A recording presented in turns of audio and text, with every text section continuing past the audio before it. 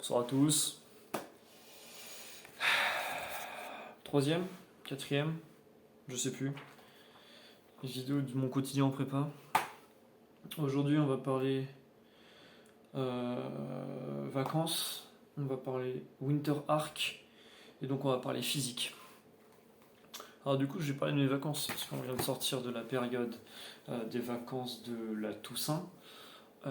On est actuellement le mercredi 8 novembre 2023. Donc la rentrée, c'était il y a 2 jours.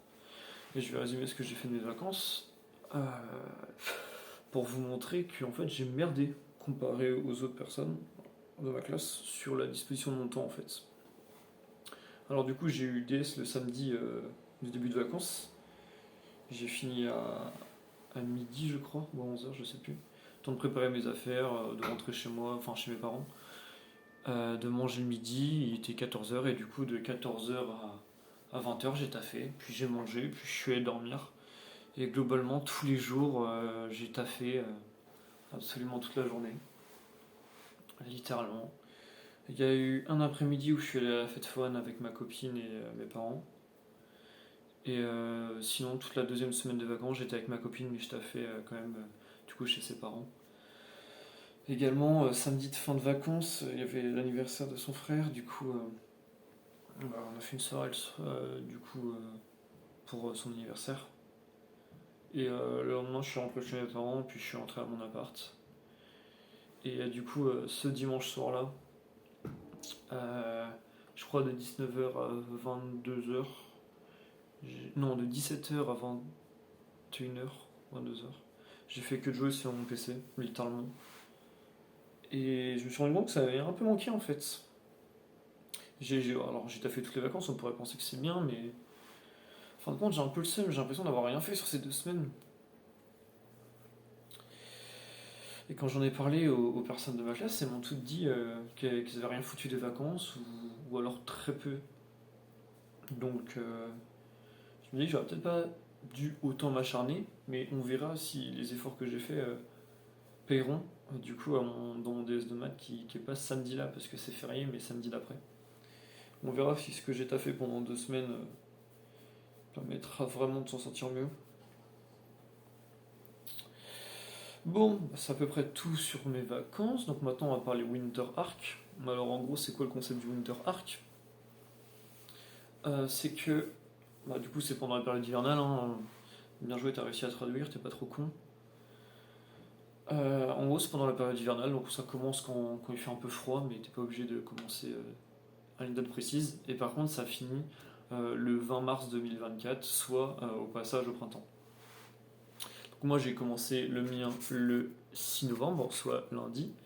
Et du coup, il y a un total de 107 jours sur cette période-là. Ce qui fait un peu plus de 3 mois, du coup. Et le principe du Winter Arc, en gros, tout bêtement, c'est juste de mettre en évidence des objectifs sur un court terme, sur un.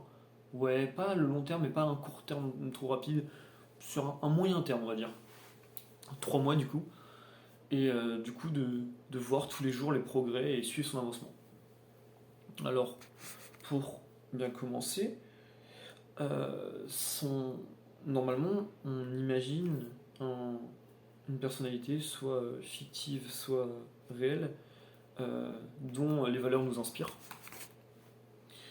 Et on prend aussi une personne, ou encore une personnalité fictive, qui se rapproche de notre objectif, et on essaye de mélanger un petit peu les mentalités de ces deux personnes, leur vie, pour se rapprocher de ces dits objectifs. Alors moi du coup ce que j'ai mis en objectif, en ce que je note chaque jour, j'ai mis le nombre de séances que je fais avec push, pull, legs et les abdos. J'ai mis aussi du cardio. J'ai mis combien de fois je tournais pour YouTube, parce que là du coup je suis en train de tourner, du coup je cocherai après. Ça sera comme ça. Hop, du coup je vais cocher. Et j'ai mis le nombre de fois que j'allais faire du deep work, donc soit ça sera pour YouTube, soit ça sera pour des projets autres, soit ça sera pour les études. Quoi que ce soit en fait, tant que je vais faire du deep work, je vais le mettre. Du coup je mets également ce que je fais chaque jour, je fais un petit récap, hop, je vois. Par exemple, lundi, j'ai mes séances PEC énervées, j'ai mis ce que j'ai graillé le soir, parce que le midi, je graille au sel de mon bahut, donc c'est pas les meilleurs repas, pardon. Je suis en prise de masse, enfin, j'ai repris une prise de masse assez énervée, à vrai dire. Et, euh, et du coup, je mets ce que je graille le soir, parce que du coup, faut contrer ce que je ne peux manger le midi. Et en dessous, je mets le niveau de satisfaction dans ma journée. Donc je l'exprime avec des lettres, un peu comme le système de notation américain. Ouais. C'est A, B, C, D, E, F. Du coup, dans l'ordre décroissant. Et c'est à peu près tout. Du coup, je note mon récap de mon récap de journée à la toute fin de la journée, pour être sûr qu'il n'y ait pas un élément qui vienne perturber soit satisfaction, soit telle ou telle chose. Mais du coup, j'espère qu'en faisant ça, je verrai des progrès notables dès du coup, le 20 mars 2024. Ouais, bon, c'est à peu près tout. C'est le principe d'un Winter Arc, ça sert à reprendre sa vie en main. Enfin, reprendre sa vie en main, ça dépend ce que tu fais de ta vie actuellement, mais ça permet d'instaurer une vraie discipline, quelque chose de mieux que juste faire sa vie à la one again, tu vois. Et du coup, maintenant, on va parler physique, non pas physique et musculation, mais physique, les sciences physiques. Je me rends compte que plus le temps passe, plus je kiffe cette matière. Parce que, en fait, quand tu es au lycée en physique, on te fait faire des exos dans des conditions telles que tu as plein de problèmes qui n'existent pas. Alors, par exemple, on va prendre un référentiel dit galiléen. Bon, ça, enfin, je m'adresse aux personnes qui ont au moins fait physique jusqu'en terminale. Peut-être en première, on peut faire ça en fonction d'où vous venez, mais voilà quoi. Également, par exemple, on impose qu'il n'y ait pas de force de frottement au lycée. Et ça, c'est que des choses en fait avec lesquelles on va faire euh, en prépa. Et du coup, c'est assez plaisant de se rendre compte que c'est pas que dans telle ou telle situation qui ne s'approche pas du tout d'un cas de la vie de tous les jours qu'on peut mettre en place telle ou telle équation. Donc ça, c'est ce qui me plaît. Aujourd'hui, en cours, on a parlé d'énergie potentielle, de force conservative, et du coup, on s'est rendu compte qu'il y avait une position d'équilibre en fonction de la concavité, de la convexité de l'énergie potentielle. Voilà, petite dinguerie. J'ai bien kiffé le cours, c'est quand même vachement plaisant. Honnêtement, plus le temps passe, et vraiment, je me répète, mais plus le temps passe, plus je kiffe cette matière. Par contre, la chimie, c'est toujours quelque chose qui m'est imbuvable, j'y arrive pas. J'ai colle de chimie en plus vendredi, il va falloir que je taffe dessus. Les démos sont pas spécialement durs, mais je suis juste mauvais là-dessus, donc il faut vraiment que je taffe bien. J'ai fait ma colle de maths du coup mercredi. Du coup, là j'ai fini le sujet de physique un peu, hein. Mais du coup, je vais raconter des petites anecdotes de ma vie pendant encore 1 minute 30, je pense. 1 minute 30, 2 minutes. On va faire trop long non plus. Colle de maths mardi, j'ai dit de la merde. C'est aujourd'hui mercredi. J'ai eu une question de cours tout à fait normale.